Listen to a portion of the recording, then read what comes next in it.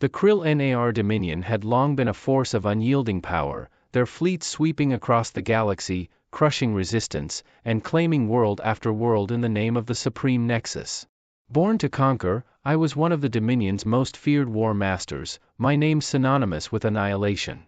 Each victory added another world to our ever-expanding empire, and with each battle, I grew more convinced of our inevitable dominance over the universe. So, when word came from the Supreme Nexus to lead an elite task force against an emerging threat, a mysterious alien race that had dared to encroach upon our borders, I welcomed the challenge. These invaders were to be taught the same lesson countless others had learned before them, that the Krill Nar Dominion was unstoppable. Our scouts had located the intruders' base on a barren world at the edge of our territory. It was an unassuming structure, small and barely fortified, a mere speck compared to the vast fortresses of the Dominion. My soldiers and I prepared for a swift and brutal assault, eager to demonstrate our superiority. We descended upon the base like a storm, our landing crafts slicing through the atmosphere with predatory grace. The base's defenses were laughable, its walls crumbling before our barrage of plasma fire. As we breached the perimeter, I anticipated a slaughter, a glorious fight against an unworthy enemy. But what we found inside was far from what I expected. The interior of the base was a maze of sterile, metallic corridors, eerily silent and devoid of any life. My troops and I advanced cautiously, our weapons at the ready, but there was no sign of resistance, no soldiers, no weapons, no traps, nothing. It was as if the base had been abandoned, or worse, it was a trap. We pressed on deeper into the labyrinth until we reached a large chamber at the heart of the structure. And there, to our astonishment, we found the intruders. They were not the fearsome warriors I had imagined, but instead a group of diminutive beings, barely reaching half my height.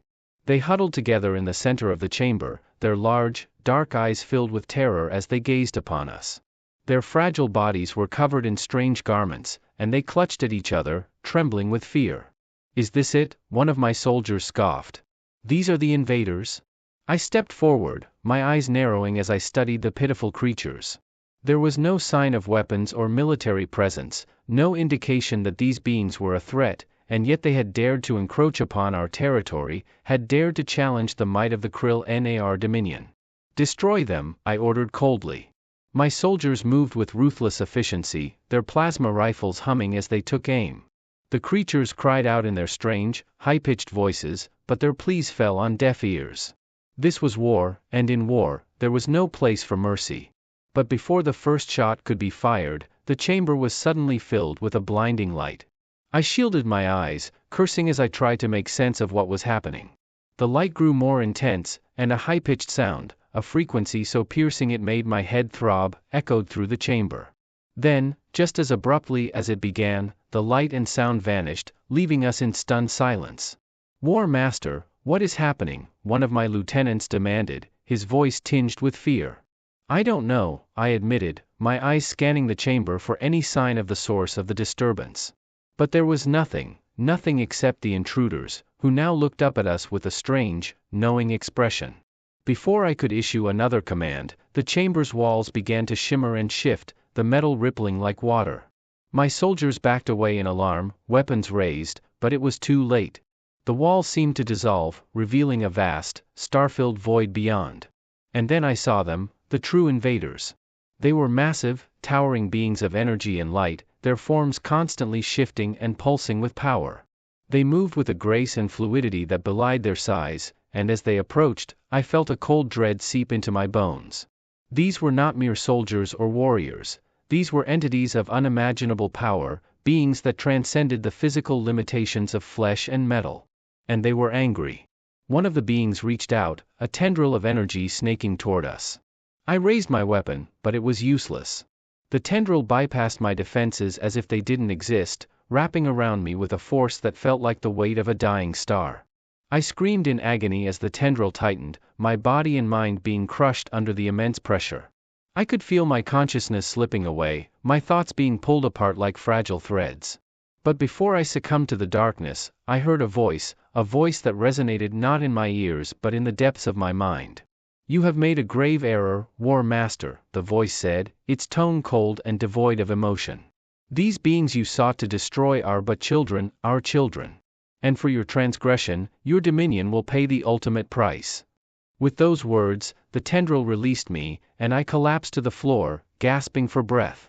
My vision blurred, and I struggled to stay conscious as I watched the beings of light turn their attention to my soldiers. One by one, my troops were lifted into the air, their bodies writhing as the beings examined them.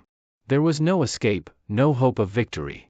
We had crossed a line we should never have crossed, and now we would pay the price.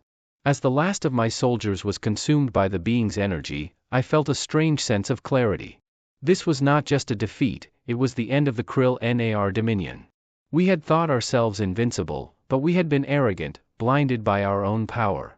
In our quest for conquest, we had forgotten one simple truth, that there were forces in the universe far greater than us, forces that we could neither understand nor hope to control. And now, as the beings of light turned their gaze toward our homeworlds, I knew that our empire would be wiped from existence, just another forgotten chapter in the vast, uncaring history of the galaxy. The Krill Nar dominion had fallen, and with it, the hubris of a race that had dared to challenge the cosmos itself. The Hive was no more, reduced to a field of floating debris and ash. The vast expanse of space, once teeming with the relentless buzzing of its inhabitants, now lay eerily silent. The stars themselves seemed to dim, as if in mourning for the countless lives that had been extinguished in a single blinding instant. But space is never truly empty. Far from the remains of the Hive, hidden in the shadow of a distant planet, a small scouting vessel observed the devastation from afar. Its sleek, angular form was built for speed and stealth, and its occupants were survivors, those who had been sent ahead to scout new worlds for conquest. They were war breeds, much like the ones who had led the doomed attack, but they were different in one crucial aspect: they were not yet known to humanity. The commander of the vessel, a veteran of countless battles, watched the destruction of the Hive through a viewing portal. The image was broadcast from a distant drone, the only one of its kind that had survived the cataclysmic blast. The commander's many eyes narrowed, each one focusing on different aspects of the scene before it. The Hive, its queen, its warriors, all gone in a flash of light and fury. But even more troubling was the method of their destruction. Humanity, the commander hissed, the word dripping with contempt. These creatures, these fragile, soft beings, had not only survived an encounter with the Hive, they had struck back with a ferocity and precision that was unexpected. The commander knew that they had underestimated their foe, and it had cost them dearly. A subordinate, smaller and more agile, approached the commander cautiously. "Commander, what is our course of action? The Hive is lost, but we remain. Should we return to the remnants and regroup with other survivors?" The commander considered this. There was a protocol for such situations, a means of regrouping and re-establishing contact with other Hive clusters spread across the galaxy. But something gnawed at the back of the commander's mind, a voice, perhaps even the last remnants of the Hive mind itself, urging caution. "No," the commander finally replied, the decision resonating through the vessel's corridors. "To return now is to die. The humans will be vigilant, and their vengeance will not be sated by one Hive alone. We must adapt, evolve, learn from their tactics. We are not merely conquerors, we are survivors." The subordinate nodded, its antennae twitching nervously. "And the humans, Commander? What if they come for us next?" The commander let out a low, guttural laugh. "Let them come. They have only seen a fraction of what we are capable of. We will observe them, study them, and when the time is right, we will strike, not as we did before, but with the full force of our cunning and strength. We will become what they fear most. They may have destroyed one Hive, but they have yet to face the true might of our kind." The vessel turned away from the destruction, its engines firing up silently as it slipped back into the darkness of space. The commander's thoughts were already far ahead, planning, scheming. The humans had won this battle, but the war was far from over. And in the cold void, where no sound could travel, the commander's